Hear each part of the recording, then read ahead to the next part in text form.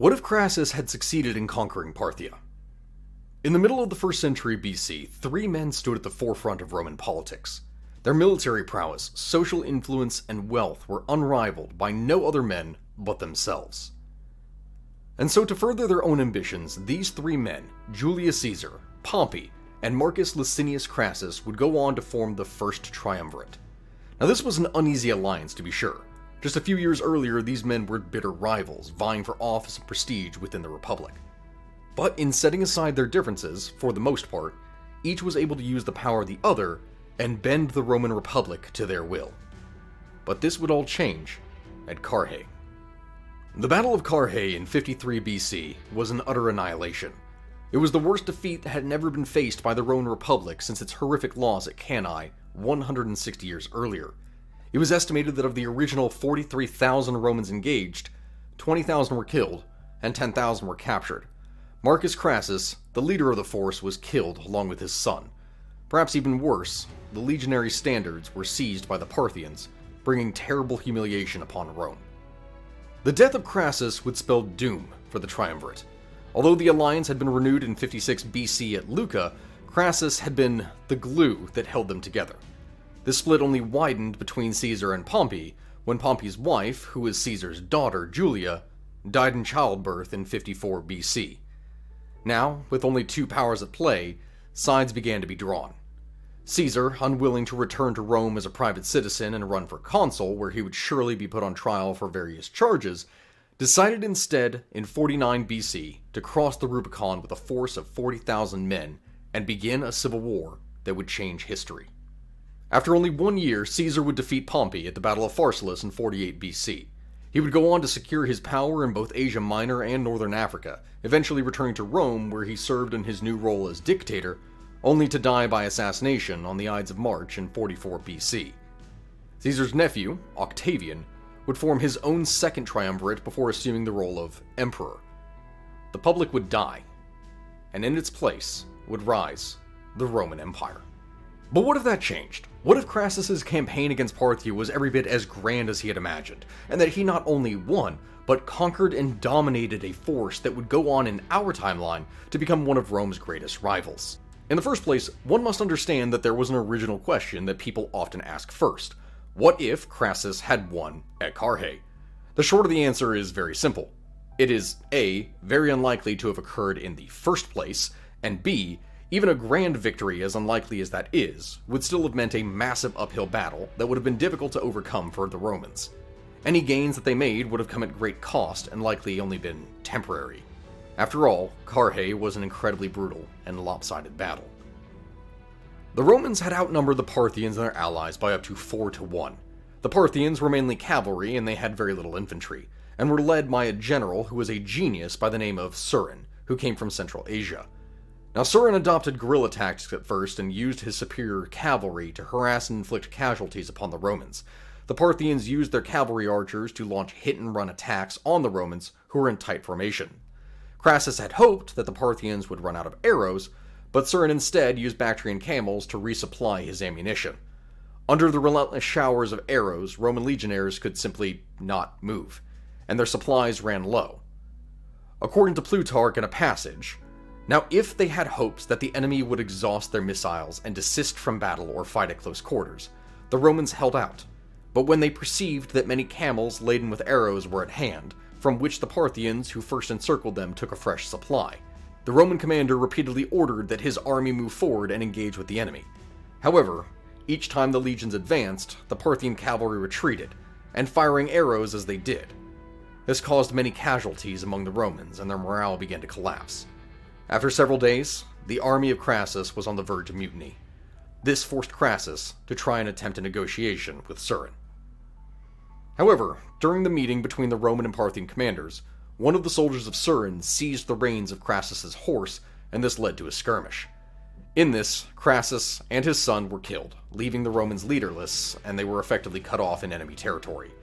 Surin then ordered his heavy cavalry, the cataphracts, to charge the Roman lines. But they were ineffective. Now, this still caused great panic among the legionnaires, making them begin a disorganized retreat, and as they retreated, they came under constant attack from the forces of Surin. Many Romans did make it safely back to Syria, but again, it is estimated that 20,000 legionaries were killed, and another 10,000 were captured during the chaotic retreat. Those that were captured were paraded through the Parthian capital and later made to work as slaves in Central Asia. A victory in these conditions is exceptionally unlikely, but if it somehow occurred, Crassus's force would still have taken severe casualties, making further advances unlikely. Even a great victory, like driving off the Parthians immediately, would have meant marching deeper into enemy territory as the Parthians gathered reinforcements, and further engaged in harassment tactics, whittling down the Roman forces and morale. From this path, it is impossible for the Romans to have made significant gains, and anything they made would more than likely be taken back by Parthia as they retreated to consolidate their position. Now, this doesn't mean that the campaign itself was impossible, it just simply means that Carrhae needs to have not happened in the first place, which was in fact a very real possibility that could have happened. For you see, arriving in Syria in the autumn of 54, Crassus had relieved the local commander and set about some minor conquest before the next year's major campaign. The Roman commander had very little military experience, but his son was a seasoned and respected campaigner. The Romans knew little about the lands that they were going to invade, and the king of Armenia had offered to allow the invading army to enter Parthia via his kingdom. If he had done so, then this would have allowed the Roman legions to march down into modern Iraq and onto the capital of Parthia, Ctesiphon. Instead, Crassus had invaded by the way of Turkey and Syria. Several Roman commanders, including Cassius, had tried to dissuade him from this course, but Crassus was sure of the invincibility of Roman legions. Crossing the Euphrates, he occupied and garrisoned a few Mesopotamian towns. All surrendered to the Romans voluntarily, except for Zenodotia. Plutarch reported Crassus took it by storm, plundered the goods, and sold the inhabitants. He then required his army to salute him as imperator, or field marshal, for what he regarded as was in fact a great victory. What he failed to do, though, however, was continue on to occupy the cities of Babylon and Seleucia, which had large Greek-speaking populations that were not friendly to their Parthian occupiers. Before withdrawing into his winter quarters, Crassus had been joined in Syria by his son Publius, who had been serving with distinction under Caesar in Gaul. He brought with him 1,000 Gallic cavalry, who would play an important role in the battle to come. Crassus spent his time in Syria during the winter of 54 to 53 more like an usurer or banker than a general, Plutarch wrote, noting that it pleased him to weigh by scale and balance all the treasures in the local temples that he had captured. He accepted cash payments from the native citizens in lieu of levy militias for the coming campaign. And this is one of the greatest mistakes that Crassus would make. For you see, at the beginning of the campaign, the Parthians were effectively powerless to stop Crassus in the first place. They had no standing army that they would have been able to call upon, and the speed at which he took territory was knocking them onto their back foot that they couldn't effectively recover from. But Crassus did not capitalize on this. If Crassus had not returned to Syria for the winter, he would have established a very strong foothold in enemy territory straight away. As mentioned before, any significant Parthian resistance took a long time to emerge. There would have been minimal resistance to this almost blitzkrieg style of Roman advance, as it would have taken far more time for Parthia to gather its forces in the first place. Thus, if he had continued, striking deep into enemy territory would have been effective, but this would not have necessarily been the best option. In our new timeline, Crassus actually takes the advice of his more experienced military compatriots and takes up the Armenian king's offer to move through his territory, gathering increased cavalry reinforcements, something that in our timeline the Romans had received some of, but could not in any significant number in order to counter the Parthians. Moving south, they quickly strike out at any Parthian garrisons in the area that are unable to counter the Romans in the more mountainous terrain. Cities and settlements fall one after the other as the Romans move rapidly south, taking Edessa before moving along the Euphrates to take out the city of Zenodotium. As they follow the river, seizing every city they come across, Crassus promises his men riches and that no winter quarters would be finer than the very capital of the Parthians. Along the way, the primarily Greek-speaking cities surrender with little resistance, even offering auxiliary forces to aid the Romans. After all, very little love was lost between the Parthians and their former people they ruled over. With his forces swelling, Crassus rapidly takes the former capital of Seleucia before laying siege to the great capital of Ctesiphon. And now you see, this is where things start to get a little bit odd, because in our timeline, after the grand victory at Carrhae, the brilliant general Surin was executed by the king of Parthia, Eurytus II, due to the king fearing the fame and power of his general. Later, Eurytus' son, Phraates, would go on to assassinate his father to take power for himself before taking the fight to Rome. In this new timeline, the result may be the same, in a sense, with Surin being executed due to his failure and to remove a potential thorn from the king's side, while Phraates would still more than likely assassinate his father, but do so in order to make peace with the Romans and secure his position. A ceasefire is agreed upon, and tribute is to be paid by Parthia yearly in the form of gold, silks, and exotic animals. The borders would be redrawn upon the Tigris River, bringing Mesopotamia under Roman rule as a province. With the seizing of this territory, Rome would gain direct access to the Persian Gulf and, by extension, India, bringing all the riches of trade and taxes that would come with it. Following his victorious campaign, Crassus would almost certainly have styled his achievements on those of Alexander the Great. If so, the fame, glory, wealth, and prestige that he would have gained would have been unprecedented.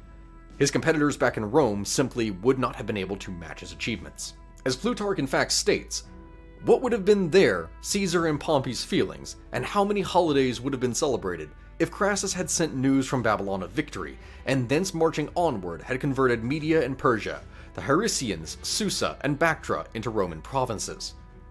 But while this would have been a joyous occasion for Rome, the political questions that would come from such a conquest are palpable, because now the power balance between the three of the triumvirate has been thrown into question. Caesar had defeated countless numbers of Gallic tribesmen and had won some heroic victories. Gaul itself, however, was a very backwards country when compared with Rome. Crassus, on the other hand, if he had defeated the Parthian forces, would have conquered the bejeweled cities and lands that were unmatched in history. He would have been following in the steps of famous men such as Alexander the Great. The material rewards from such a successful Parthian campaign would have been unmatched. Crassus, the new Alexander? While this line of thought is very unlikely, it is a possibility. At the very least, a man as powerful, influential, and wealthy as Crassus, despite his military inexperience, would have been able to frame himself as such to the Roman Republic. Crassus thus returns to Rome in triumph, the political balance between him, Caesar, and Pompey now more evened out, but with himself firmly in the lead. Caesar trails not too far behind, but his glory cannot match the recent conquests along with Crassus's wealth. The one lagging behind the three is Pompey, whose actions before in seizing the glory from Crassus during Spartacus' slave revolt is precisely one of the key factors that led to the Parthian campaign in the first place. Realizing the weakness of his position, Pompey would then try to do one of two things. The first is to launch another campaign himself, to attempt to equalize the playing field. This, however, is unlikely. Pompey had already been campaigning in the east, but without nearly the same level of success. Everything else that was within striking distance, such as Dacia, Germania, was simply not valuable. After all, who would really care about conquering some dirty tribesmen, when what they had just gained access to was the riches of the east that held more value than anything they had ever hoped to dream of? The second, and more likely of the two, is that Pompey would turn on Caesar and Crassus, attempting to side with the Senate, who would in turn throw their support behind him in order to break the power of the triumvirate. But with Crassus's newly acquired power, along with his wealth and influence in the Senate, and Caesar's more experienced military might, Pompey is made short work of and even quicker in our timeline.